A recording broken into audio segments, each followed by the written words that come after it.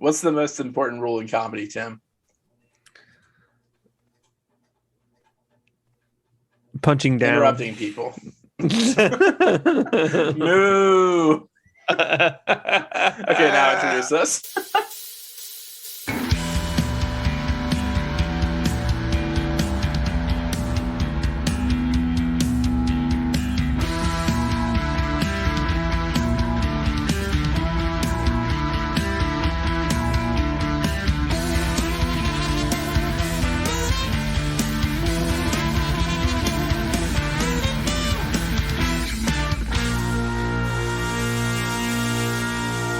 Honeys, we're home.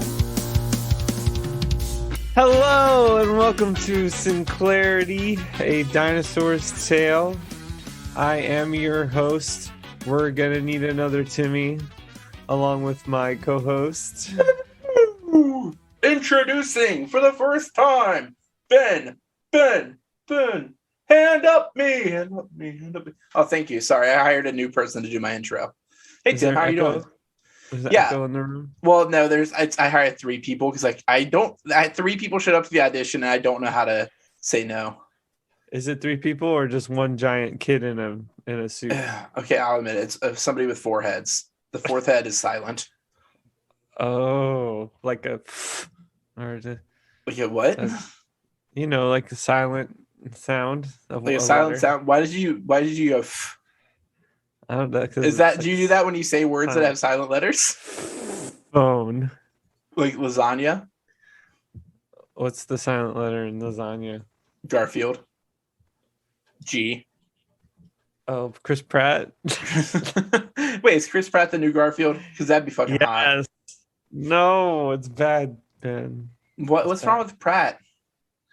He sucks. Did he shoot somebody too? Is this like the live episode? Am I really stepping in one? Maybe he did. I'm not saying. Allegedly. Allegedly, Lord. Yeah, but I'm Ben Hand Up Me. I'm the host of this podcast, and I have another host with me. Wait, we already introed, really? I guess This is why I shouldn't have hired somebody to do it for me. I feel like it's like when you touch something with your left hand, and then you want to touch it with your right hand because you want the balance. Yeah, it's like phantom arm. It's like when you lose your arm. You use 2 hands. I use 2 hands for literally everything I do. That's good. What's this podcast about, Ben? Why don't you tell everybody? This is the podcast where we tell a story every week about. Wait, no, that's Serial. I gotta admit something. So let's get it out of the way real quick. This is a podcast about the show Dinosaurs from the 90s. Jim Henson dreamt it up. Far Side comic, yada yada. And we're like 3 seasons, 20 episodes into this bitch. I mean, we're almost done with season 3. We're almost finished with season 3. Stick a fork in Tim, not me. I don't want to get hurt. There's 2 more episodes. There's two more. And then we have we're gonna go into season 4 after that. We'll probably do a little bonus in between there, It's the final season. Yeah, we feel froggy, we leap. That's how we roll. Can you believe it? This is the final season. You sound so like somber. Yeah.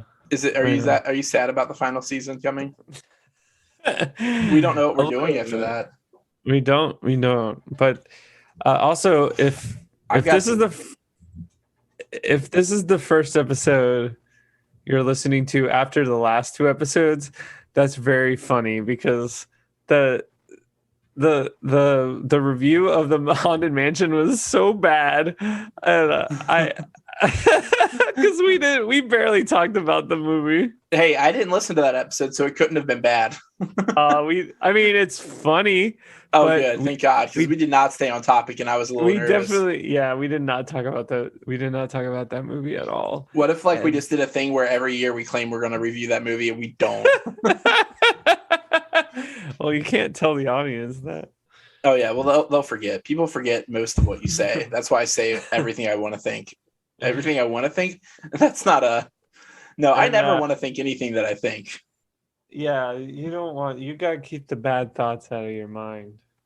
I am a bad thought. And speaking of bad thoughts, I was thinking that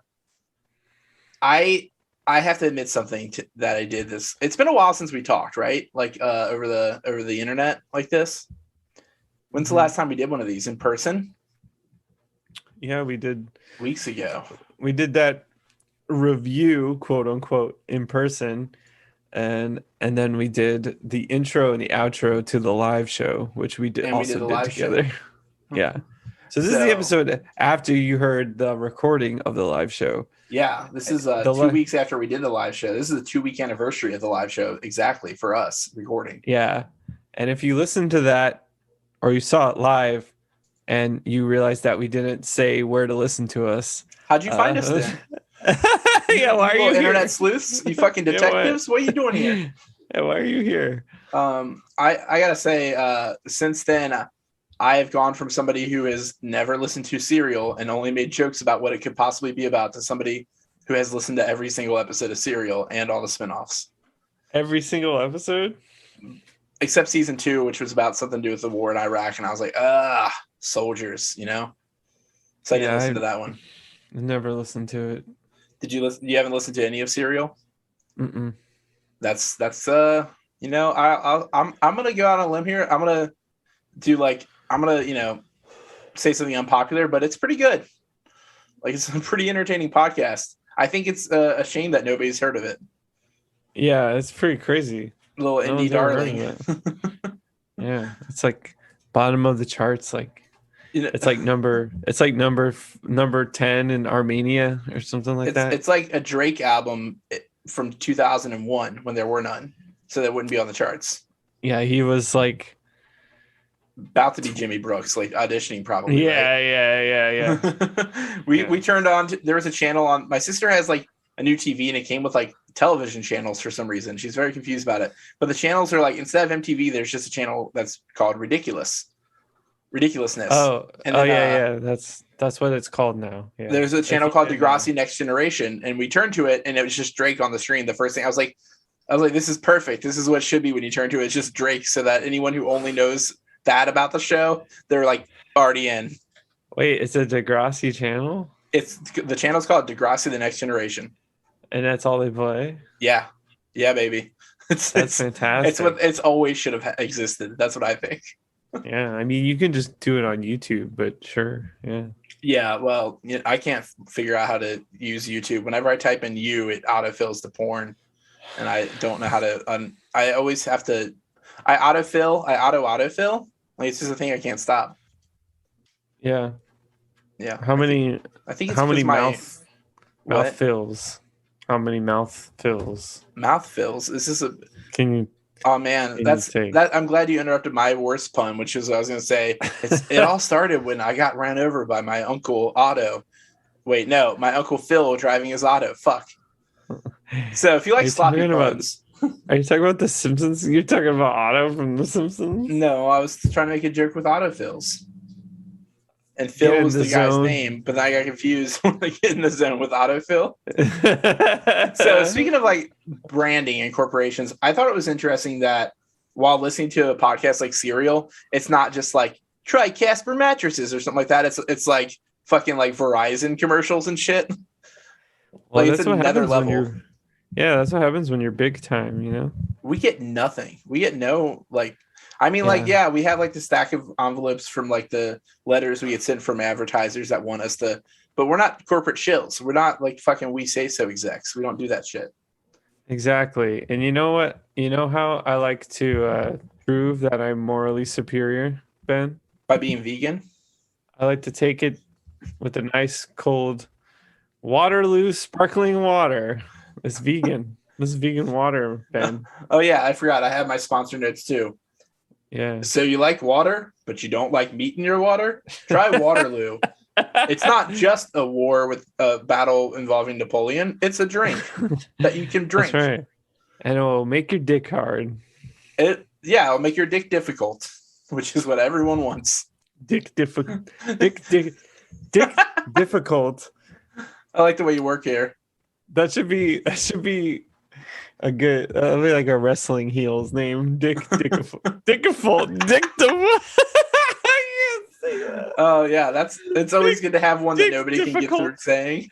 Yeah, Dick difficult. To me it just sounds like some kind of weird like way to look back on the night. Like, yeah, it was a really dick difficult evening. Everything was going pretty well, but it was pretty dick difficult by the end of it. Yeah, I couldn't. Every single time I tried to whip it out, it's just giving me problems. It's just all the back talk is what bugs me. Like, I wish I had a dick that did not speak, like a silent dick. But like, mine's so mouthy. Silent dick. Okay, My favorite Christmas song. But speaking of my favorite Christmas song, let's do this episode. What episode? We haven't even told people. No, we're oh my god, they're gonna be so excited. We're doing season 3, episode 20. Oh, it's 420 somewhere. Yeah, 320. And it's called We Are Not Alone. 320 is the midway point between 311 and 420. Did you know that mathematically and energy wise? That makes sense. I agree. So We Are Not Alone. This is like a fucking X-Files vibe, right? Yeah, I mean, I guess it kind of has to do with aliens, I guess. Yeah, that's the whole thing. This dinosaurs meet aliens. This is like when the Flintstones got that little blue guy. Remember that guy? Wait, you don't remember that? There was this guy who he was like a alien or a guy from the future who like bothered Fred and all that shit. Yeah, wasn't it the Great Gazoo or something? Right? Yeah, I mean, might as well be. If it's not, it is now, canonically. I was gonna say Gonzo. They also did mashups between the Simpsons and not the Simpsons, the Jetsons and the Flintstones, which I remember hearing from somebody that there's like a theory that they exist in the same world, but it's just like the disparity of wealth between them. Oh, like they're down on the earth and they're up in the sky. Yeah, like the people in the sky don't have enough money to buy houses on the land, so they have to live like in space. With the dinosaurs? I think I got it backwards. I think the Flintstones might be the poor ones. The barefoot people who have to run to make their car work. Yeah, and exploit dinosaurs to do like jobs that machines would do. Is that the missing link between the show Dinosaurs and then like our world? It's like, okay, and then Jurassic World? And then what's the next? Jetsons. Jurassic World. Wow. It's pretty good words there. Good word usage. From the guy who couldn't say dick difficult. Here is Bet Your Jurassic World. But I think we gotta we've had worse episodes. This is like a decent episode of the podcast. It's pretty funny. Oh, I thought you were talking about the episode of this show. No, that is what I should have been talking about. I mean, I remember when we originally watched this together at my house, and we weren't paying attention. I had so many markers that day. Yeah, you sniffed a lot of them. It's now canonical. It's now canon that I sniff markers. I have worn that face mask. Okay, so that I forgot that I had that face mask I wore after our set that said "Meet the Parents" starring Ben Stiller, and I sniffed a little marker on accident just by wearing that. But then for Halloween, I went as Rosie the Riveter, and so I was like in a frog costume with like looking like I had a red bandana and like a name tag on my hoodie that said Rosie, and I had to take a face mask because I wanted to wear a face mask during the Halloween party, and so I had to make it part of my costume. So I took a white one and took a green marker while sitting in my car outside of the party, and for 20 minutes colored it green with a little mouth and everything. Then put that on, and oh, buddy. I mean, I don't drink anymore, so that I don't do anything that fun. So that was definitely the least straight edge I had been in a while. You had to be probably the highest person at the party. Oh, there's no chance. My friends are such weed heads, buddy. My sister was there. Come on, she could smoke me above the table. That's like then up around the other side of it. She wasn't sniffing markers either. No, she doesn't sniff markers. She's straight edge. She just smokes weed and drinks. I don't know what straight edge means, apparently. Oh, yeah. No. You can sniff markers. I did decide I was going to start a straight edge hardcore band, though, so I'll figure it out. Yeah, what's it called? It's going to be called Minutia Trois. It's like a boring three-way.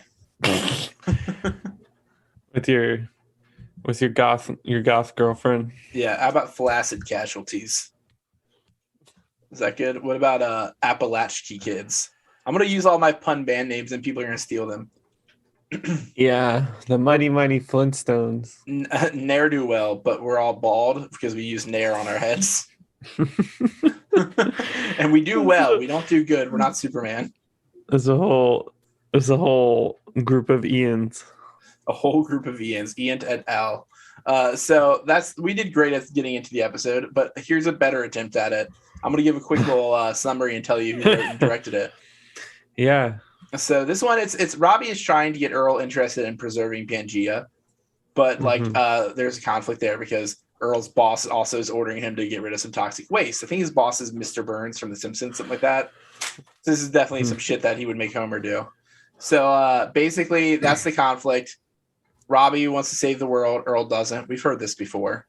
And but this one is a little different because an alien comes from another planet and forces Earl to become a good guy for once. And that's pretty much that's a broad scope of what happens in this episode. Yeah, and it's written by Peter Ocko and Adam Barr. Yeah, from Germ Warfare and Wilderness Weekend. Yeah. Yeah, they like titles with W's in them. That's their thing. We got the 5th W from them now. Oh, www. edgelord.com. You going to it right now? www.edgelord.com. It better be about. Oh, site cannot be reached. How come no one's bought it yet? That's not even what happens usually when you go to a site that's like it's like the thing that makes it seem like I don't have internet. Uh-oh. But I have it. I'm on Zoom. I must have internet. Do you think the world's ending? That'd be the first thing that goes is the internet. Maybe. Then the Twinkies. Ironically. No. Yeah. The Twinkie factory shuts down because there's no internet. Well, how else are you going to sell Twinkies? Door to door like the old days? No. You have to steal them. Twinkies can only be... The only way to get a Twinkie is by running real fast on a treadmill. We all know this. Then you can catch up with the Twinkie that's dingling in front of it. Who did that to you? What is this? What are you talking about? Probably my mom, but so do you wanna just skip the fact that it was directed by Jeff McCracken, a producer from Boy Meets World, and just get right into the episode? I was wondering why that name looked familiar, but I don't know why. He's barely done shit. I don't know. No, he's actually done a lot of stuff. It's a mixture between Jeff Rosenstock and Bernie McCracken from The Used. Oh, Bert McCracken? Bert. His name's Bert. What'd I call him? Ernie. Yeah. Oh, I love that. It's cute. That's something I would do on purpose, and I didn't. Rubber Ducky. Rubber Ducky. You're the one! I can't. Oh, no. What was that voice? I can't do a scream right now. Oh, no. You screamed. You got rid of all your screams earlier today. I didn't scream once. That's once for a change. So I want to start with this one. I'm going to forego tradition. I'm going to bring us into the episode. Are you ready for that? Okay. Can you handle it? Yes. Okay. Scene 1. Robbie interrupts the obligatory forced baby footage. I'm going to start reading from the notes. I don't know how to do it. So, no, we start with, they have baby in this episode right in the beginning, which means that they didn't think of what to use them for until last minute. So that tells me. So they're, Fran's trying to feed the baby, and Robbie comes in to hit us with some exposition by asking Fran for a ride to the swamp to clean up for the Pangea rally. The Pangea rally. That's how that goes. Exactly. And of course, Charlene makes fun of Robbie for being a liberal. Yeah, fucking pink comic terrorist. And she only likes it because they have a sale at the mall. For the cleanup Pangea sale. I'm glad everything could be capitalized on. It's very important to me. It's like the Earth Day sale, the Arbor Day sale. Are these things existent? The fire sale? The 9/11 The forest fire sale? But Robbie retorts by demeaning her vapid consumerist disposition, and Baby starts to Baby's interested in this though. He wants to go help Robbie save the world until he finds out that as a baby, the only viable praxis are to color on recycled paper or switch to cloth diapers. to quit consuming individually packaged goods and beverages. Yeah, and then he quickly realizes that those are inconveniences he's not willing to live with. And that's the truth.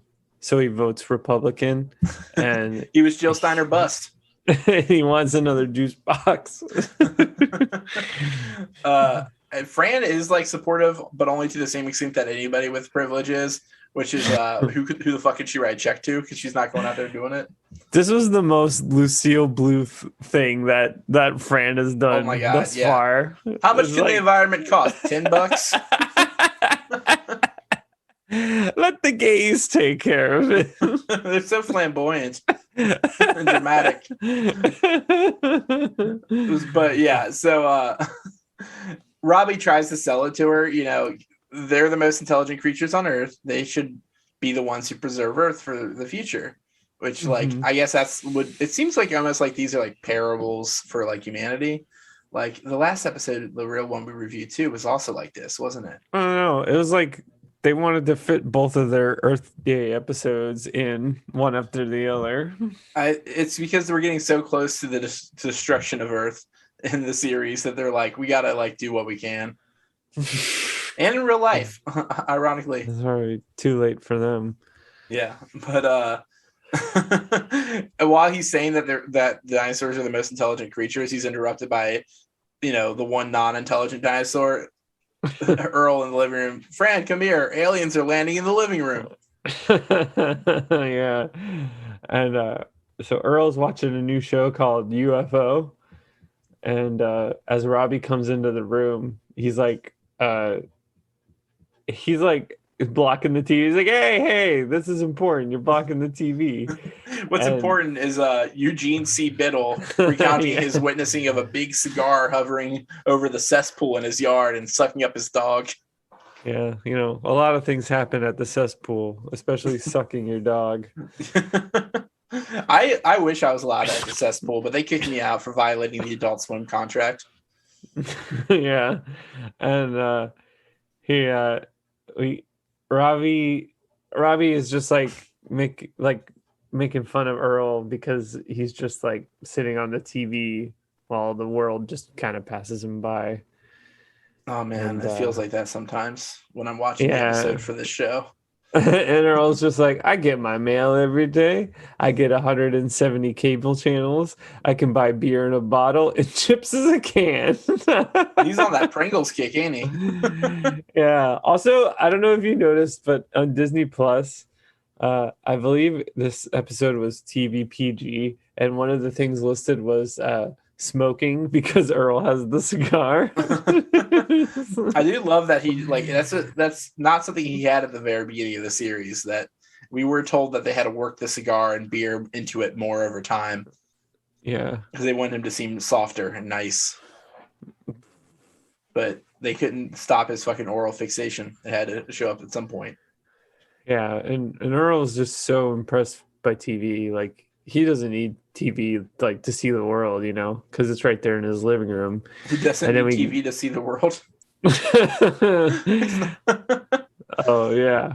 No, whatever. He explains that if used wisely, it's a glorious window to the world. And but that's like, he's still just watching this fucking UFO show with this like bumblefuck guy talking about holler goblins or whatever the hell. And, he said they put a spigot in his head to suck out his brain juice. God, I pretty much have done that to myself over the years, so I feel it. But Robbie's leaving Earl to rot at the TV so he can venture out into the world and make a difference. And we get the host, which is what was his name? Jason Alexander, says, when we return, we will talk to a woman who says she was forced to watch as aliens shaved and laminated her cat. Don't change the channel. You'd have to be an idiot. And it goes right to the theme song. It's genius. Fuck yeah, that's a cold open. Thank God it was only one scene for cold open. I like to open cold ones during the cold open, don't you? That's the designated time frame for it. A nice refreshing Waterloo. Sparkling water. Oh, and I'm drinking a Tippy Canoe water with meat. Yeah. Tastes bad. So we have scene 2, which is more exposition because this is introducing the conflict. Yeah. So Earl and Roy are The at dynamic work. duo. Yeah, they're at work, and Richfield is just reading the newspaper, and on the newspaper it says like top 5 biggest like polluters, something like that. Zabruders. Yeah, the Zabruder film. The Zabruder film. Top 5 Zabruder films. So yeah, it's top 5 polluters, and it's a big picture of like Richfield himself on it, which he's not even the CEO of like the company. Not. So I don't know why he gets so much like credit for like destroying the world. Like honestly. Well, maybe he's just in the top 5 of the company, you know. He would, yeah. Maybe it's all part of. Maybe every polluter is part of We Say So. I mean, that would make the most sense. There aren't very many other companies in that. It's all a conglomerate. Yeah, and Earl and Roy are so perplexed, like, because he's just sitting there reading the newspaper, and they're like, "Why did he call us in the office again?" It's like, oh, so we can watch him read. And they start commenting on how good he is at reading the newspaper. Yeah, and then he, of course, insults them, calls them stupid.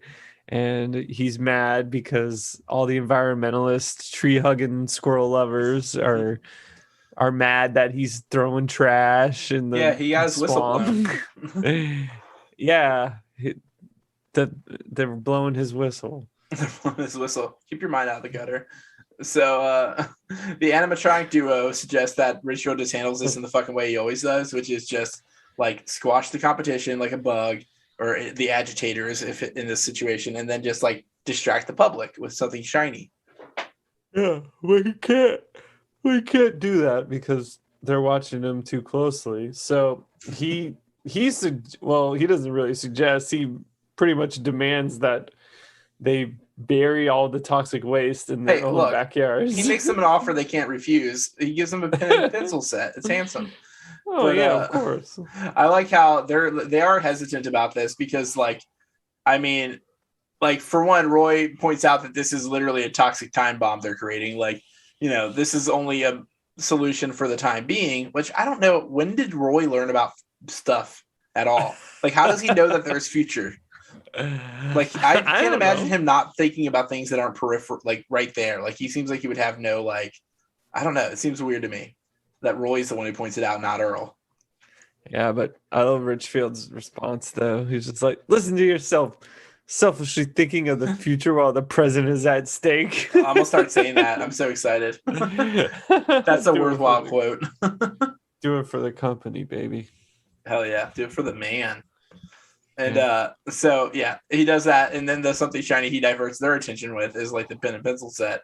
And so it works. And then we cut to a scene of like Earl and Roy, the animatronic duo, back at it, wandering the woods, looking for some good toxic waste dump sites.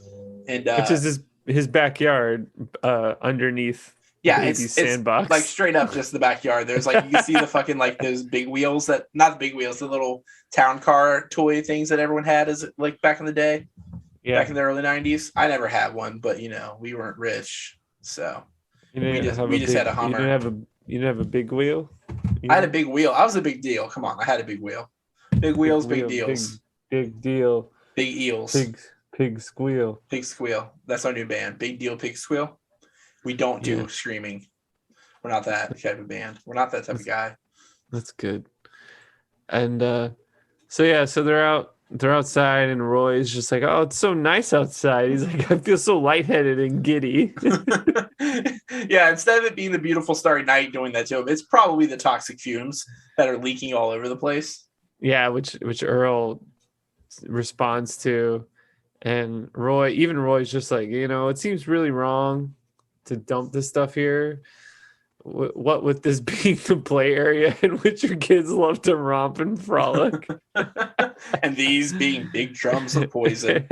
Yeah, but Earl's just like, it's okay. These barrels are so leaky, they'll drain off into the groundwater and be gone before you know it. So he doesn't know anything about the water cycle. That's good. And Roy discovers his conscience, you know, the tiny voice in his head telling him that what they're doing, it just ain't right. But as he explains this to Earl, another voice interrupts with like, Earthling, cease your evil deed and cower before me. And Roy's like, kind of like that, but a little bit quieter. Yeah. What if that's what your conscience sound like? Like Robbie with a voice modulator. Mine sounds like Dr. Dre. Hell yeah. I love the dead silence that follows me saying Dr. Dre. I was gonna say smoke weed every day, but that's Nate Dogg. Rest in peace. Rest in weed. But so we get the introduction of the fucking Mystery Science Theater ass bullshit alien, fucking robot boy. Like, it's not even, it looks like an alien. It was a robot. Come on. He's Prolapse from the planet Chiron. From the planet Gape. So he's Prolix from the planet Guitar Hero. He's got Prolix, you know? Isn't the Chiron, the lower third Chiron. I guess we should mention that he does actually say Chiron is the planet he's from, because later he accidentally goes against the fiction and says another planet. Yeah, and Roy responds with Roy Hess from the Marina. What does that mean? Is that where he was born? He does dress like he could work or live on a marina, but like he doesn't. He lives in an apartment downtown or something. That's just like the most random line. I noticed it. Like, yeah, Roy Hess from the marina. Then he just fucking passes out. He passes out, and it goes right to Earl. It says his full name. Yeah, and which we won't disclose because we're not doxing him. Yeah, but then Earl is just like, Earl would be fine. You can just call me Earl. Silence! Yeah. Hear my charge. So he tells them that their species is greedily wasting natural resources and polluting its atmosphere, and that by their heinous actions, they disrupt the delicate natural balance that keeps this planet alive. Yeah. Which is fucking bullshit, man. Like, I think, like, I will, if I want to dump my toxic waste somewhere, where, like, you know, why is the recycling plant better? It's still on Earth. Like, the same place to me, you know, it's all the same. Yeah, it's like in medieval times when they would all just shit in the rivers or whatever, and then they would drink from it. Yeah, shit and drink where you eat. That's like what everyone knows this. There's like, I'm just tired of this allegory about fucking Al Gore bullshit. Yeah, of the cave. And this, I'm tired of following this algorithm. I just like that Al Gore's name is so many different things. Yeah, it's everything but pretty. Everything but pretty. Yeah, that guy's face is but pretty. What's that mean? It's everything but pretty. Geely. Good, I saved it. So the duo blame Mr. Richfield, but the alien, not Robbie, the alien tells him to spread the message that dinosaurs must learn to respect and care for their environment. And Earl posits the thing I would think in this situation, which is, other than like, how do you know my name, asshole, would be like, why would anyone believe me? Yeah, and I love the response. He's like, you are not smart enough to make up a story like this, and everybody knows it. Oh, you are very wise. So he threatens to vaporize him if he doesn't do what he plans, and that he's going to, vaporize the puny planet as well, and tells him the fate of all dinosaurs rests in his hands, which, of course, Earl hates when that happens. Yeah, he hates having responsibility. Responsibility, what's that? Is Earl's favorite MXPX song. But Earl bids farewell. Chick magnet. Yeah, he just likes Chick Spigot. Okay. He likes Canadian bands a lot. So Earl bids farewell to his largeness and wakes up Roy, who is dumbfounded. Largeness, yeah. Yeah. Largeness. My favorite character from Smash Brothers. So Earl proclaims his new purchase. Wait, was that like it sounds like you were doing the announcer from those YouTube rap parodies where they have to rap battle? Is that what that was? Doing the announcer from Smash Brothers. Oh, you were doing the thing that I actually knew, but I was trying to make a dumb joke. That's probably that makes Mr. sense. Game and Watch. So Mr. Game and Watch was my name in high school. Mr. Game and Watch. He says it like that. So I could use a nice gay man's watch. It's probably fancier than a straight man's watch. Is that what you're just gonna keep imitating the Smash Bros. Announcer? So Roy wakes back up. So let's get a little introduction for Roy waking back up, a challenger. Let's hear it. Oh, so now Roy. Now I ask Monkey to dance. Monkey won't dance. No, I don't dance for anybody. So Roy Hess wakes up and he's dumbfounded by Earl's proclaiming his new purpose, which is to spread environmentalism to all dinosaurs. Yeah. How's he going to do it? Well, we cut right to UFO. It's like a sitcom in this show, isn't it? I know. And so Earl and Roy are guests on the show, and they're telling their story. We got the nice sepia paintings of them for their like picture. I don't know if you noticed that. I think what's interesting to me here is that they have them reenact it themselves. Like, yeah, I know. I was hoping for like the Ray or whatever from the one episode. Yeah, Ray. And but so they start to tell their stories. A colorful version of what happened. Yeah, and I like it on Earl's thing. It like says his name and this is like saw a craft or something like that. And then when it goes to Roy, it just says also present. And I think the funny thing is like the focus is on what they want to replace in the story. Like for Earl, it's replacing like dumping toxic waste with they were out there cataloging nocturnal flora and fauna. And like for Roy, it's instead of fainting within seconds, it's not fainting, even though most dinosaurs in that situation certainly would have fainted. But I definitely didn't faint. Yeah. So it was important to Roy to save face and for Earl to make sure people know that they're out doing some do good. And yeah. And so the reenactment is just like them sitting in their work helmets, by the way, which is funny. And that's incriminating. And they're just like bumbling. They're like, and then it's like, and then Earl's just like in his crude, and then it has a sketch of what they think the alien looks like. Yeah, it looks a lot like more fucking hardcore than it actually looked like. Yeah, and Earl's just explains like in his crude language, the multi-toothed space creature informed me that we dinosaurs have got to stop abusing the Earth's environment or we'll face dire consequences. Time's running, and then he gets cut off. Earl Sinclair, Messiah or fruitcake, we shall never know. And to introduce the next story, Miss R.J. Thurwell and her alien love child, and then I didn't even hear that. Yeah, he gets reinterrupted by Earl coming because Earl he's like, oh shit, this is my chance to I'm trying to drill this one home. Yeah, he's like, no, you gotta listen to me. We gotta change our ways or face extinction. We gotta fight against. Hey, somebody get this fruitcake off my show. Yeah, and when after he says like get this fruitcake off the show, he also says. He's like, you know what you're saying probably wouldn't make our wonderful sponsors that we say so very happy. Yeah, you can't throw you can't bite the hand that beats or whatever Roy had said earlier. Yeah, like that 9 Inch Nails song. Tim just left, so if you're wondering why his audio sounded like he fell down a well.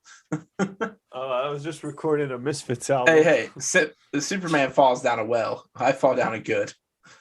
But we go back to Richfield's office. Falling with style. No, we're not Buzz Lightyear. That's a Jetsons character.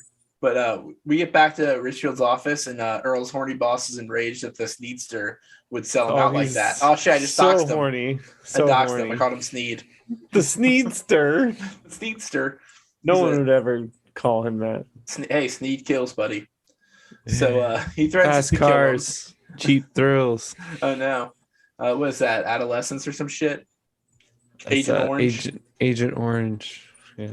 I don't know the difference between 80s bands. Yeah. They're all the same. Wham, something like that. Yeah. AC/DC. Wham, AC/DC. The Specials. All sound the same. Mm-hmm. The Pixies. The Pixies. Yeah. But he threatens to kill him for going on national television and bad-mouthing the company. The company that keeps him alive, mind you, even though he's threatening to kill him. Yeah, and then he, of course, he asks him the most telling question: do you enjoy pain? Fuck yeah, buddy. So it's hard not to respond. Yes, Daddy. 50 Shades of Richfield. Right now. Oh fuck yeah! So Earl remains steadfast and unmoved, assuredly strengthened by his cause and reinvigorated by his following that are outside. they're all out there chanting "Let's go Brandon" or some shit. And Earl says Oh, he's yeah. sorry for upsetting Richfield, and Richfield says he's sorry that Earl will pass on before he finishes eating his limbs. He's gonna eat him alive. Yeah.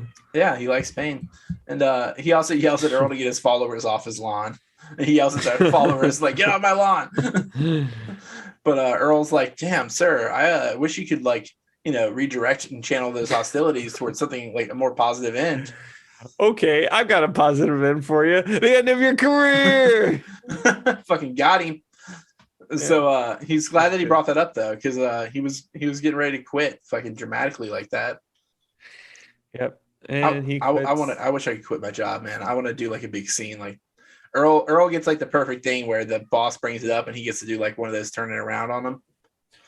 Yeah, he got him good. Tim's back in the well. Fuck. Hey, is baby Jessica an adult now? We're the same age. Oh no. Me and her are the same age. Does that mean you have to get married? No. I felt when I was a kid, I thought you just had to marry like whoever you're near at the time, whoever you're the same age of. So when did you marry your sister? I mean, this is a story directly referencing one time my sister was crying because she thought she had to marry me when we were like little kids. She was like 3 and she's like, "I don't want to marry him. He's a slob." Wow. So not even your own sister wants to marry you. Not even my own sister wants to marry me. That's messed up. I know. That's called a Kentucky heartbreak. That's why I guess you'll never really find love, will you, Ben? Oh, well, I wouldn't know what to do with it if I found it, We found love in the first. Yeah, you're singing your Pixies song? Is it? Yeah, Monkey's Gone to Heaven. So Earl quits and fucking Richfield's dumbfounded, and Earl lets him know like, I can no longer work for a company so hell-bent on the destruction of our planet. Which this is what run by a twisted, sick, and demented boss such as him. This is like how I quit Domino's too. Yeah, that's what you said. Yeah, that's what I told them. Actually, I texted them from Ohio. It was like, "Yeah, I moved. I'm tired of big pizza. Tired of big pizza. I only like small pizzas. Only like those little ones you can get, the frozen ones." I told them, I said, "Sir, I must now answer to a higher and wiser authority, Budweiser." And then I cracked one open. Yep, you drank when you're on the phone. That's how I quit my job via text. I should say now, I believe it has been about 2 months since I last drank, so doing pretty good. I'm pretty straight edge at this point. I know you replaced it with markers. It's good. No, crack. Cracked open some cold ones. Cracked open some markers. Did you crack open a nice cold Waterloo sparkling Hey, water? look, I want to talk about crack with you because when I told you about that corn I cracked, you didn't give a shit. Yeah, well, Jimmy cracked corn, and I don't care. Exactly. So you thought that I don't get special treatment. You're like, I don't do nepotism. And I was like, I don't even fucking care about Neopets, buddy. Benny crack corn, and I don't care either. Yeah, that was my nickname in high school. Mm-hmm. Either. So, speaking of either, scene 6 begins, and we have a quick cut. We're now in Robbie's bedroom. We got the Teenage Mutant Ninja Caveman poster on the door, and he's playing with his fucking robot that he got from the Mystery Science Theater gang. And he's bellowing in a deep voice, "I am Prolapse from the planet Chiron. I fear no dinosaur." Mwah. Yeah, thank you for that, Prolapse. I didn't even think it. Look at me. I haven't said that to you in 2 weeks, but thank you for that, Prolapse. I haven't said that since I left Florida. But no, that's really good. I never would have thought of it. I was stuck on like pro licks, like guitar riffs, and I didn't even. No, that's lame. No, it's lame. You're right. Ass jokes are the best. Yep. No banal, just anal. That's what I always say. Banal. Don't dream it's over. So we're having an interesting episode where Tim keeps walking away from the mic and coming back. I gotta take some drugs. He is now breaking edge on the podcast. I'm sorry, folks. It's almost my bedtime. How far into the recording are we?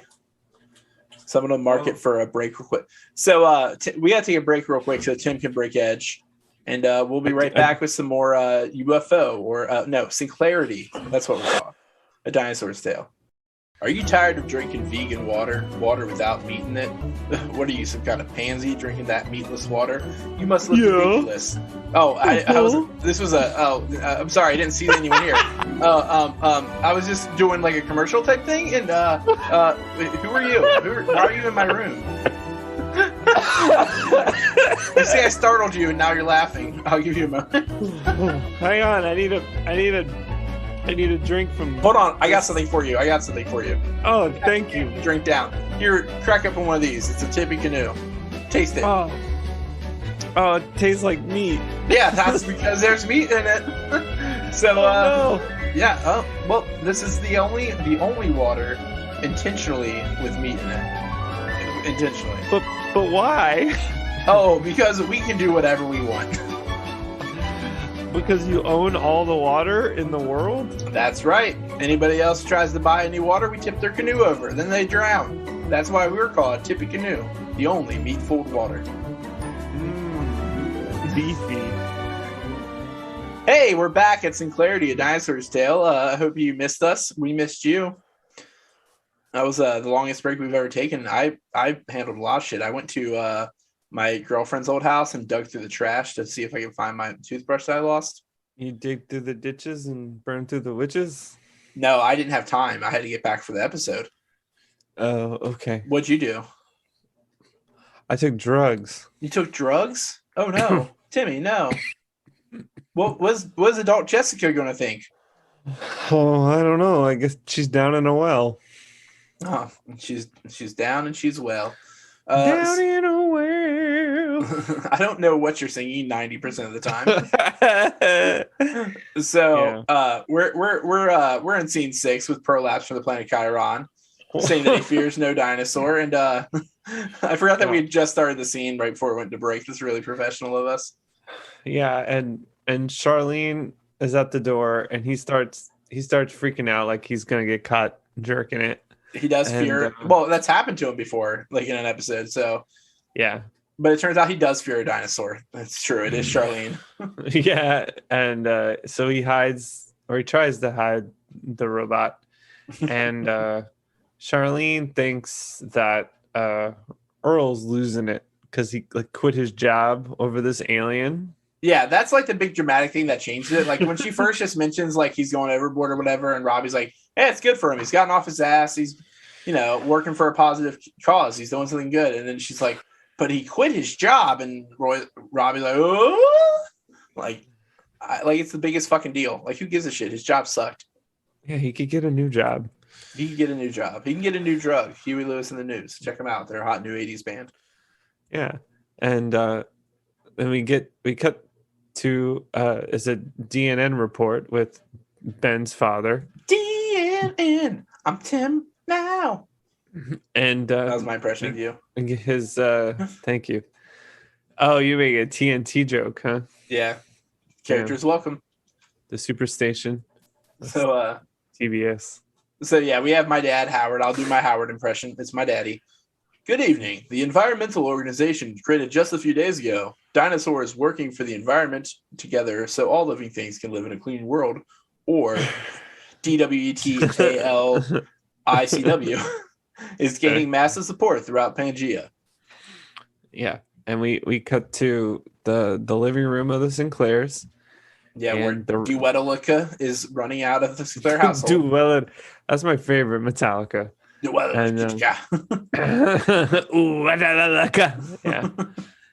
And he's having such a good time. He's running the show, man. He's found his fucking footing. He checks to make sure the recycling bins have been distributed. He announces that the registration is up 87%. He reminds Ralph to use organic fertilizer. And, that's right, when he's burying bodies in the backyard. Isn't it interesting that when he finally finds his footing, when he's reducing his carbon footprint? That's really makes you think. Wow. Yeah, that's what I said. That's good. You figured that out all on your own. Yeah, but You know, Put that on a sign. Yeah, we won't stop until we say so ends their putrid program of pollution. Which is, I think that's the Municipal Waste album. Oh, yeah. Putrid program of pollution. But yeah, he yells at Bush to put that on sign. He yells at Kim to write a song about it. Probably Kim Dawson. We all know that's who you have write songs about that kind of thing. Uh-huh. And that's he claims that that's a better slogan than "Give a hoot, no more dumping." Yeah, I don't think he says that. I claim that, and you're reading the notes, which is hilarious. I think it's better than "Give a hoot, no more dumping" because I don't know. I don't get it. I don't get it. There's no joke. Geely, right? Geely at the end of it. Yeah. Nickelback. Nickelback. That's a band that we joke about. Yeah. Menzingers, am I right? It's a band everybody hates. Nickelback. Oh yeah, the Beatles. Wait, I think people like that band. Yeah. I was wrong. So the turntables, as Robbie tries to talk to Earl about that's him quitting his job. Why did you write that? I didn't write that. BJ Novak from The Office wrote it. No, I stole it. Oh my god. Okay, oh my god. Keep going. Yeah, like we don't steal from The Office every Come episode. on. Like our names. We named ourselves after Jim and Pam. Chili? Baby back ribs? Oh, Toby. I'm a Toby. Did you get Toby's name confused with Chili? I was thinking of Chili because of The Office. Why does The Office make you think of Chili? Because Kevin dumps his chili. In one episode. It's a cold open one time.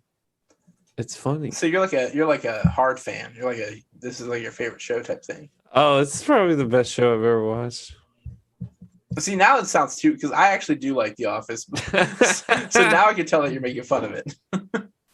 I only watch it when people have it on 24/7 in their house. What? My Tinder says that I'm looking for Pam for my gym, and I'm just a regular guy. Hey, you're just a regular douchebag. I have 8 shirts that all say Dunder Mifflin. Got them all at Kohl's. Just a regular guy. I'm just a regular guy. You got Kohl's Catch? Yeah, man. Don't talk to me till I've had my kofefe. I'm a regular guy. I make regular jokes. Do you go to the Shroot Beet Farm? I sure do. Wait, that's not a joke. So, speaking of not a joke. Geely. So Robbie tells his dad that he has something to say, and his dad's like, "So do we, son." Like, I'd be so. I killed your baby today. Yeah, Robbie was trying to introduce his favorite Danzig song. Misfits, yeah.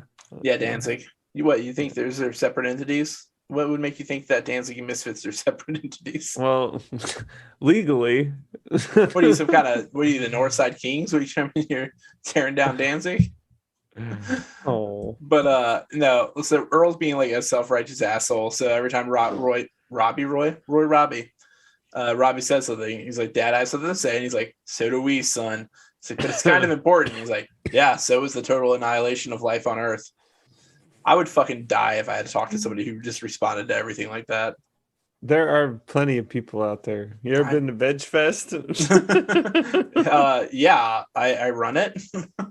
It's my favorite thing. No, I guess I'm not gonna come back. No. Yeah, you're not invited next year. So blacklisted. So they approach Baby, who announces that he's helping too. He's found a way. He's creating a compost heap. Yeah, he's taking a shit. Yeah, he's shitting. He's just shitting, schmooing it up. A huge shit. A huge schmoo. And Earl's like, "Fran, we need more cloth diapers." And Fran is like, "We can't afford those anymore." Yeah, buddy, you quit your job, essentially.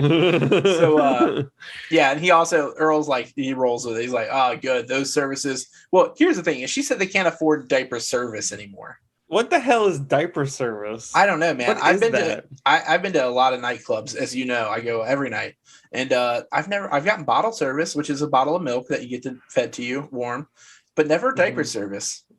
Yeah, like, you think you go to enough baby clubs that baby seal clubs, be specific. Yeah.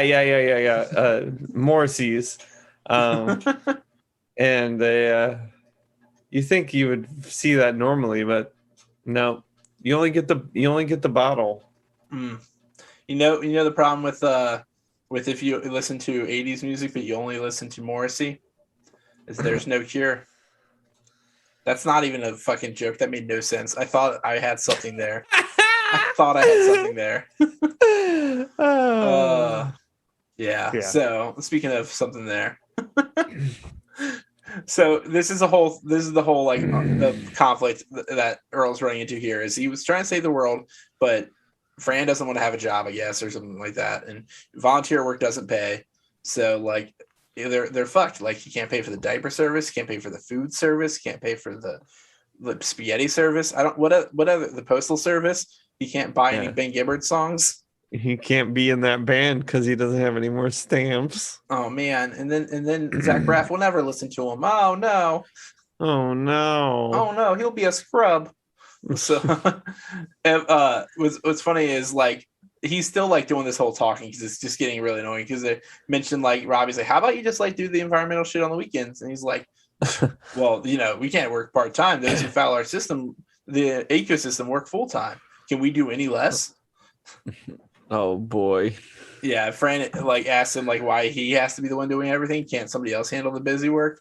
And he's just like, oh, Fran, but if I'm not for myself, then who will be for me? And if not now, when? And then fucking he thinks that's a good thing to put on a sign too, I guess. So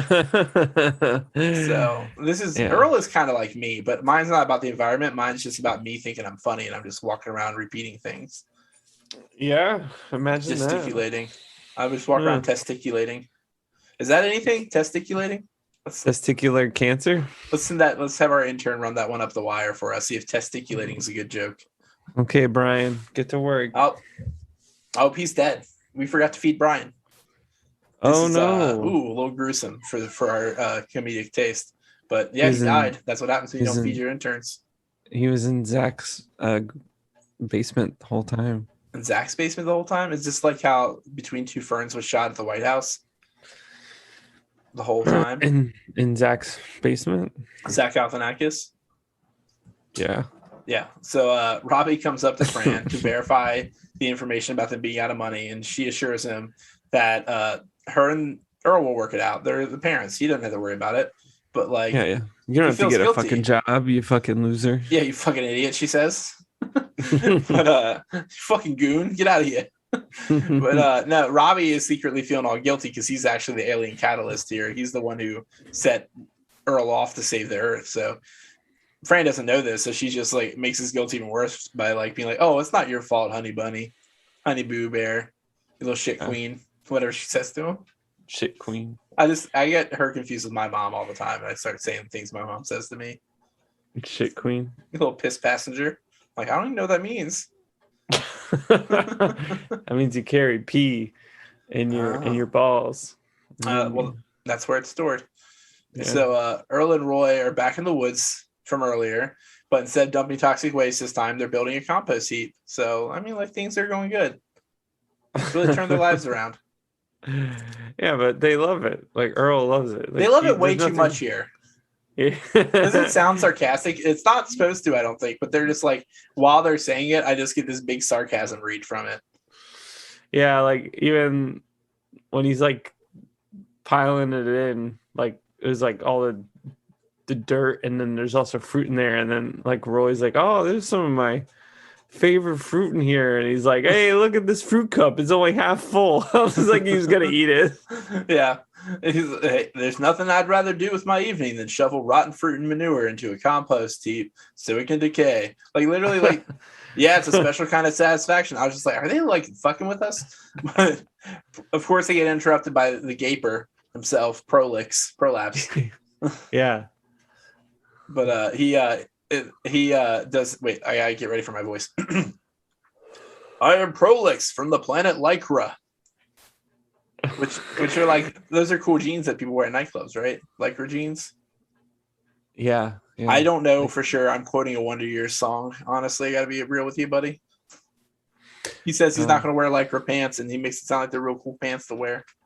I came out swinging from Zach's basement. You know what? I looked up Lycra pants, and they are pretty fucking cool. I think that he should have wore them. Oh, wait, you know what?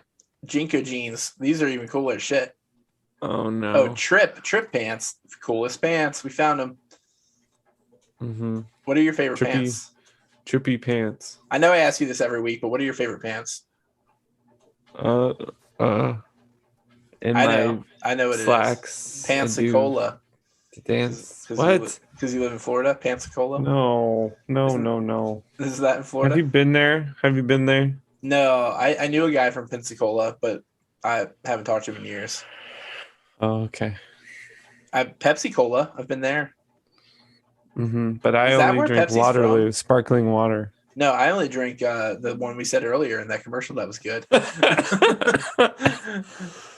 Oh no, we got a cougher on our hands. Huh? So okay, let's get back to this. Hold on. So Prolix interrupts their impassioned dialogue and fumbles his backstory by declaring to Earl that he's from Lycra now. And Earl somehow fucking caught on this one quickly. Maybe it's because he's into TV and shit. He follows plots. He's like, "Hey, I thought you were from Chiron. No, we have a summer home in Chiron." Yeah, must be nice. Must be nice. And Earl starts telling him the good news, but they could use more folding tables. Can't we all? I wish my job was tables. Yeah, I mean, but what is your job? It's you got it. It's tables. Fuck. So he's he is pleased with his progress, as he tells him, but he's come to speak with him of another matter, which is to tell him to return to his job for some reason. Like, I don't know. Robbie really should have thought up the fiction for this one, because like it doesn't make a lot of sense. And then even Earl like gets distracted and starts talking about Mother 3, like Earthbound. Yeah, he wants to localize it. So it was a localized Earthbound? Yeah, so he can get it on the Switch. Oh, I was thinking of weed, like localized weed. That's legalized. Legalize, realize. Am I right? Weed. Yes. So he does pray for him to forgive his earthbound stupidity. And he says, "For you, my sir, no doubt have more brains in your little toe than I have my whole foot." He's such a simp. He's like, "But what are you talking about? What do you mean go back to my job? He's fucking had me quit that shit thing. Fuck." They cuss so much in this show. He needs to support his family. Fuck my family, Earl says. And, and he prods Prolix about the the previous message, which was to like that everything is a trivial pursuit, TM, until you save the planet. He's like, I might have said that. I don't remember. I'm a very busy alien. I wonder what kind of errands this alien's busy with. Like, he's on Earth talking to Earl. He can't be that fucking busy. I would never make time for that. Yeah. But he does tell him that he can do some good with it from within the company, you know, break it down from the, which is what I say whenever I sell out to a corporation, is that I'm going to break it down from the inside by not showing up. Like the time you took down Domino's. I took it down, buddy. I seduced the Noid, which is the first rule. You're not supposed to do any fraternize with the Noid. I seduced the Noid, got the secret Papa John's formula from him, sold it to Shaquille O'Neal, who lost it in a basketball game against Aaron Carter. Little did he know, old friends with Aaron Carter right here. I went to his party once, and it was pretty cool. It was pretty cool. You're listening to his album. I broke the vase or the lamp or whatever. I don't remember the song, but we're friends. I didn't want to listen to his music. It was awkward. It was like weird. He was always trying to get me to, so it's whatever. But like, yeah, I got the Papa John's secret formula.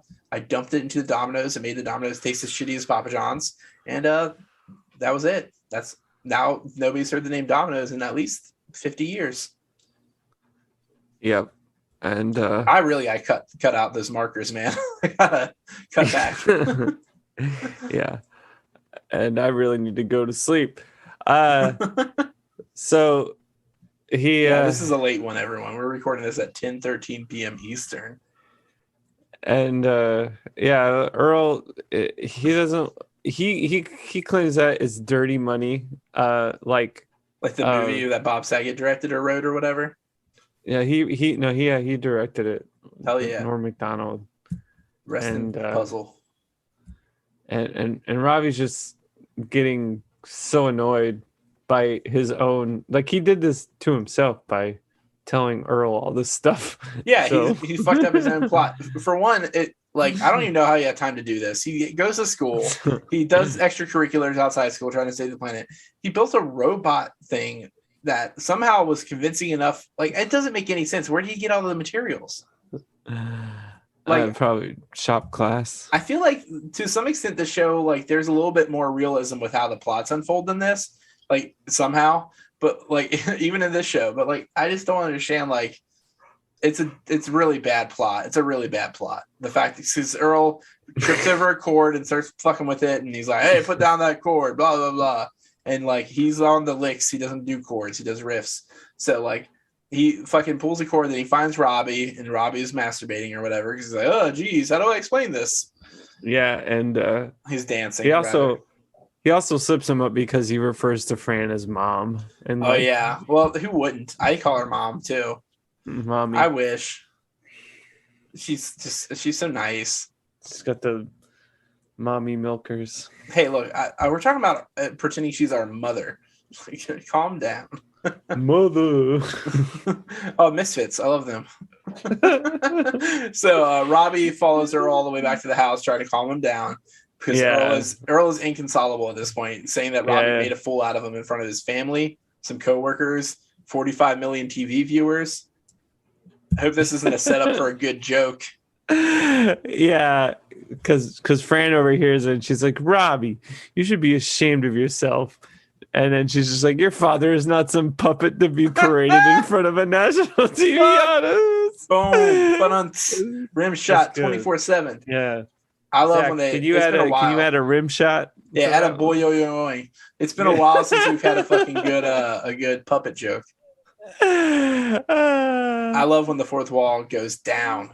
You know, Earl shows up and he's just like, "Oh, I can't say his name. Tear down this wall."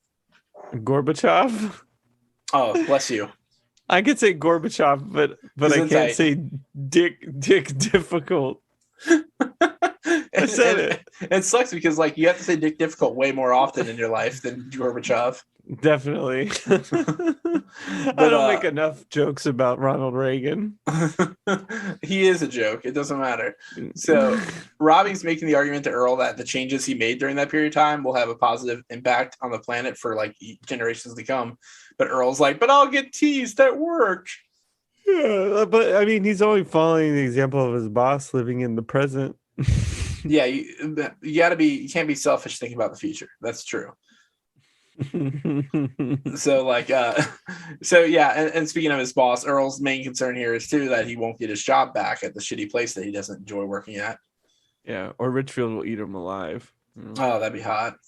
But he points out that he's like, "Mr. Richfield's probably none too pleased about me channeling the wrath of a nation against his company. He hates that." So just like Earl hates responsibility, Richfield hates having the wrath of the nation channeled against his corp.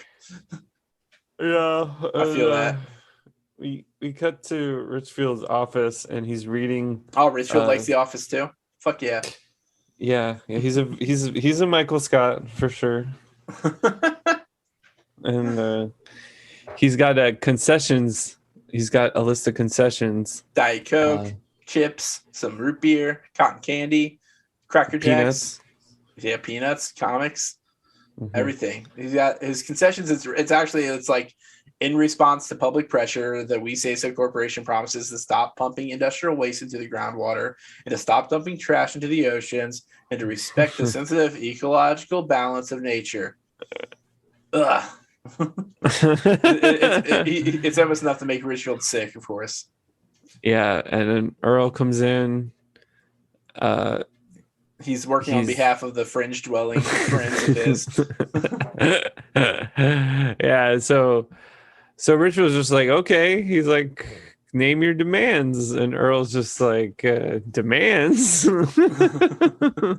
Demands with you, but don't toy with me, Sinclair. I don't have time to pussyfoot around. Now, what do you want? He's like, "I want my job back, sir." He missed a chance here. He could have started quoting that ICP song about what like things he needs before he dies. He could have quoted Spice Girls, Ziggy Zigga. He could have quoted there's so many things he could have quoted here. I'm really sad about this one. He could have been like, "Who's going pussyfooting? Who's going?" Oh my god. That's some deep cut right there. Good job, buddy.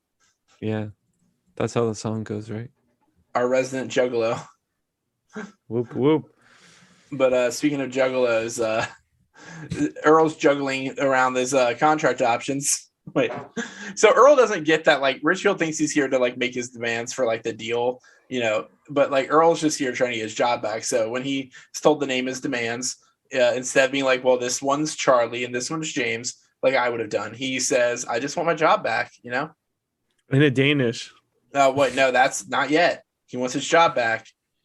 And then Richfield says, this is the most pedantic I could have ever been. It's like, not yet. Let Richfield say and first, and then he adds the Danish. A Danish? So this is not the first time he's mentioned a Danish as like a reward. Yeah, but so Denmark doesn't exist. So no, still. Where are they getting Danishes from? I don't know. Like, well, I guess they also had spaghetti, and our friend Adam Rafai from that other podcast was like, why Italy? Like Italy exists in this place? Well, I mean, if Earl's never been to Europe, then yeah. Also, everybody knows spaghetti's from Detroit. So that's just mom's. Oh, well, sorry. What did you say? I can't hear any snare in my headphone. Oh. I can't hear any. There's no Sinclair in my headphone. Oh, thank you. I forgot you were a drummer, a professional here. But right. I did forget. You probably also forgot you were a drummer after a year of not getting to do it. But you broke that seal last week, right? I took drugs. Yeah. No, when you took drums. Oh. I was just bringing up the fact that you finally got to play Fest again. Yeah. Unvaccinated too. It's crazy.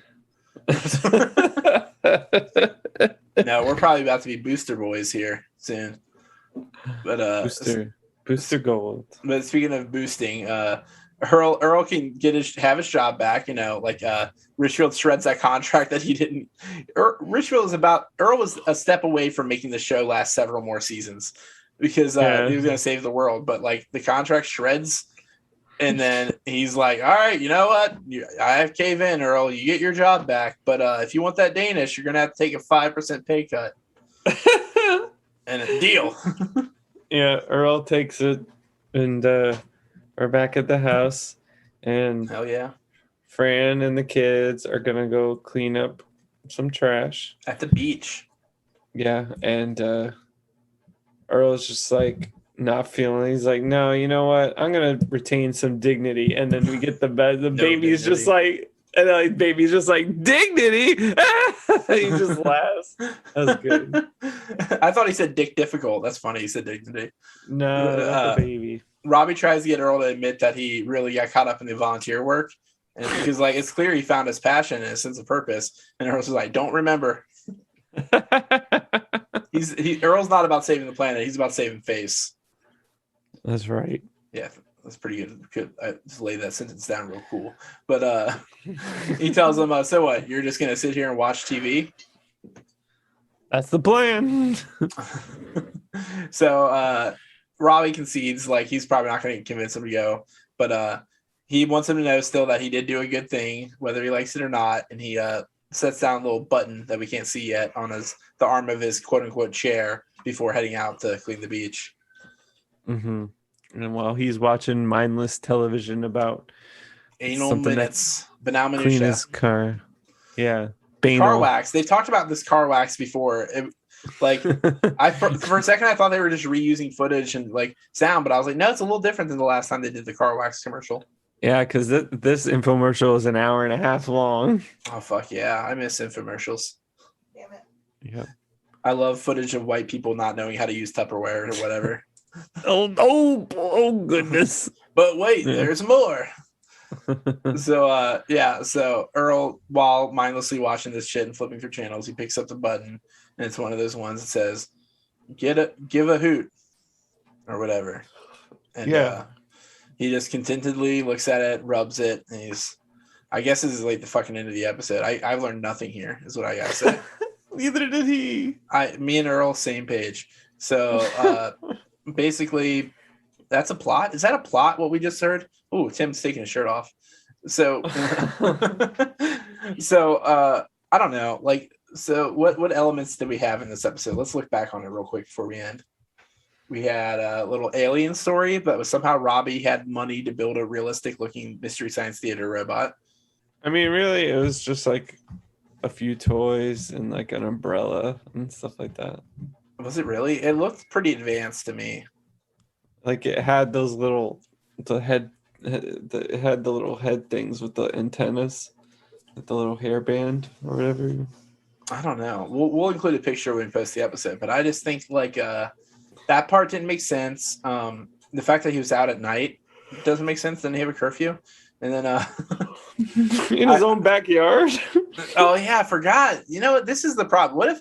How did Robbie know that this was happening, by the way?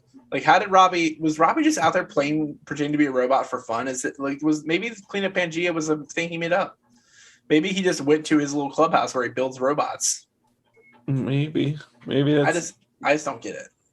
Maybe it was his plan all along, and then he saw the perfect opportunity. That's true. I guess sometimes things do work like that in real life too, so it can happen. Yeah, sometimes they be like that. Did you do you like what do you feel about alien encounter stories? Like, do you believe like any of those rednecks on TV? No. I feel like if aliens could contact us, they wouldn't. Yeah, they would leave us alone. But some might. I don't know. You got to think about like if the technology was so easy, like if maybe there's a planet somewhere in several universes away where it's so easy to like travel to other places that like even like just like fucking degenerates like cracked out on space drugs just like get it, and they're just like, let's go like fuck around with some people. Like, you never know. I don't believe it. There's not even, we've like almost depleted all our resources, so why wouldn't aliens come here? Well, what if their resources are like, what if our depleted resources are the ones that aliens need, the depleted part? Like, what happens to oil after you use it? Does it become like when we burn up the Sinclairs? Yeah. It turns into dinosaurs. But I don't know. I think that most alien sighting stories, especially ones that are corroborated by a lot of different people, are just really fun hoaxes that people like. I think there's nothing cooler than somebody like telling us, like making up a cryptid story or something like that and never confessing that they made it up, just letting it like, because that creates like a real living lore that is attached to our like locality. Like, it's like I like local myths and legends and holler goblins, and like it's just very interesting to me. That part, the part that's human, is interesting to me. The making it up and planning fake like artifacts, but like it's less interesting to me if it's real for whatever reason. I just think humans are interesting because you respect people's creativity. Yeah, pretty much that. I like it's like being an author in a different way. Like it's creating like fiction that is tangible in a way. That's cool. Do you think that there's like there should be like a code of ethics to it though? Like I think there, and like I think it's hard because there should be, because a lot of like conspiracies all end up being intertwined into like the whole like the ancient like the blood libel conspiracy against Jewish people, like say, like, and so that's why a lot of things like QAnon type shit, all of those, they all end up leading back to like white supremacy, anti like Semitism and shit like that, which is gross. And I wish that people would just like not fucking mix that shit. Like, how about just kill all white supremacists, and then like all anti-Semitics, kill them too, and then we just have Mothman forever. It goes there a lot though. Like there's plenty of like, I've heard plenty of like alien theories that eventually just go back to almost like anti-vax stances. Like, yeah, like aliens bred with you, like had sex with you, like, or not had sex with you, but like implanted you with a child, and because it's an alien child, it's like that your child is autistic. It's like, what? Yeah, that's what I'm saying. Like, these things all end up being like pulled into this bullshit. Like, yeah, that's what I remember. I remember watching some documentary about That's baseball by Ken Burns. This one person and their theories about extraterrestrials, and it ended up the base of it was just like, oh, okay, I get it. You like hate autistic people or something. Like, yeah, I don't understand. So basically, like, what we've established here is that we need to build a code of ethics around lying about aliens. Like if you're like exploiting people for money, and like, it's one thing to just like talk about it with your friends. I don't know. I guess it could get out of hand very easily, even if you were doing it as just a fun prank. But like things like, it's just like, somebody does like a big crop circle in somebody's farmland, not thinking about like reducing that farmer's yield for that season type thing. But like at the same time, maybe that farmer is exploiting migrant workers, and like, you know what? I think that I'm just too cynical for anything. I always assume somebody's going to get fucked over that shouldn't, and that they're going to be fucked over by somebody who does not deserve the benefit. So exactly. I just hope aliens come and take me away. Honestly, I want to be where the Tom DeLongs are. I want to be where the Tom DeLongs are. But speaking of Tom DeLong, let's get along to our thank you section of our episode. My favorite section, because we get to show gratitude, which I need to practice as a sociopath. Yep. Which is somebody who's really social as long as I'm on a path. I think is what it is, like a sidewalk maybe. On the right path? Yeah, like I'm all Bobby Frost and I'm staring at a yellow wood. Good old Bobby. All his friends call him. All his friends call him Bobby. Well, if he was like, would have been like a dude who sold frozen yogurt or some shit, he would have been Bobby Frost. Be a good name for him. Frosty Bob. Yeah, maybe ice cream. Speaking of Frosty Bob, thank you to our producer, Frosty Bob, aka Zach George, for editing this episode and making the commercial that we did in the middle of it out of nowhere sound good. And thanks for giving you extra work since we did the episode late. Love to keep you on your toes. Your twinkle toes. Yeah, and speaking of toes, no one calls you that. Here's a toast to Keystone Copycats with Chris and Zach, our sister podcast. It's good. This you can check out this last week's episode that just came out this past Wednesday about the movie The Change Up. That I've never heard of that movie, and it looks like it sucks. It's starring Jason Bateman from Silver Spoons, and then Ryan Reynolds from an episode of X-Files. So, oh, I've seen that movie. You've seen The Change Up, really? It's not even about baseball. Why does it have a baseball pun name? It's not. It's the single guy is in the married guy's body or whatever. But why is it called The Change Up? Like, that's literally a baseball pitch. Like, it seems like there should be a pun. I don't know, because that's what they do. They change. They change. Yeah, they should have just called it Freaky Friday. Nope. But yeah, so check that out to have more about that. I'm not a chicken chaser, so I don't do that podcast. And also thanks to Jer for our theme song. Scout Network did it big. And look in the near future when they do a cover of that Slipknot Lazy Town mashup. We can only hope. Yeah, I'm gonna start that as like a Twitter campaign to get Jer to cover it. But yeah, thank you. And you can check Jer out at Spotify, YouTube, Patreon. Scouting Network is what their main handle, that whole thing. They played Fest this year. They did like 80 sets at Fest, as always. Yeah.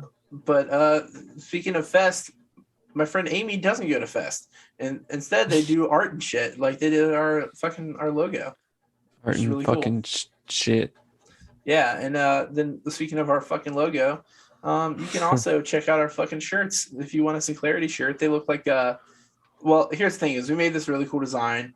We had this concept. Our friend Stacy put it together, and then we printed these shirts. And then this band, fucking the Romanis, the Ramens, some Italians, some fucking Mai Tais came through, drinking their Mai Tais and doing Muay Thai. And they took our idea. So just if you see them around, tell them that the Sinclairs are better. Yeah, tell them to go. They need to go sniff some glue. Yeah, sniff some glue. So That's the main thing that's different here. We do markers at Sinclarity. So yeah, if you want a t-shirt, you can hit us up. You can find us on Instagram, send us a message. We'll help you out with that one. We still have, as of right now, we have very limited sizes, but we're working on that. We can meet any order for there's like some kind of shortage in supplies in general and shirts, according to one of the two people that we order from, but he pretty much can get like most fits pretty, we got you. We're doing this mail order style, but like more like internet email order. So you can email us at sinclaritypodcast@gmail.com about shirts or just about anything. If you have any questions, if you want to buy Tim a new pillow that allows him to sleep while podcasting, because we did a late one tonight, and or email us if you want to ask how we feel about the beverage a late one. I don't particularly like it, but Tim might. You never know. Don't tell them, Tim. Wait till the email. Waterloo, and find us on Instagram at A Dinosaur's Tale, on Twitter at A Dinosaur's Tale, and find us around. We're here. We're waiting always patiently, making sure that everyone gets home safe. We're that podcast that drives you home and waits till you enter the house before we drive off. Then you got a text when you get home. Yeah, but that's the driver. The driver texts. We'll text you when we get home, so you know that, because you saw how much we had to drink that night. So we'll let you know when we get home that we're safe, and that those people we hit were basically nothing. They didn't matter, so it's fine. I mean, you dared me to drive after drinking a fifth of vodka. Hey, I didn't think you'd drink all. I thought you would drink less than a fifth of that vodka. It was a tiny bottle. You drink a whole 1/5 of it. No, Tim only drinks Waterloo. So as we say here every week, did we remember or forget anything? Oh yeah, we did. Yeah. What did we forget? You gotta tell them what the next episode is. Hell yeah, we're on the same page here. So next episode, we got season 3, episode 21, Charlene and Her Amazing Humans. So that one's written by Dava Savell and directed by the big old Brucey Bruce. Yeah, so it's a weird one. It's a weird one. I haven't seen it yet. Spoilers, Tim. Spoilers. Mm-hmm. So if you want the scoop on that, or the spoiler on that, check us out next week, and we'll be here. We sit here and wait until you come back, so we'll be here. Yeah. Oh no, Tim fell asleep. I'll be here. Shh, baby Tim. Shh. No doubt about it. I need y'all to leave. I need to sing Tim to sleep real quick. Okay, everyone gone. Enjoy your extinction, whatever. All right, so I'm gonna sing Tim to sleep. Goodbye. Lullaby and good night. I wished I thought of something funnier. Little Tim, Tiny Tim, I hope you sleep well.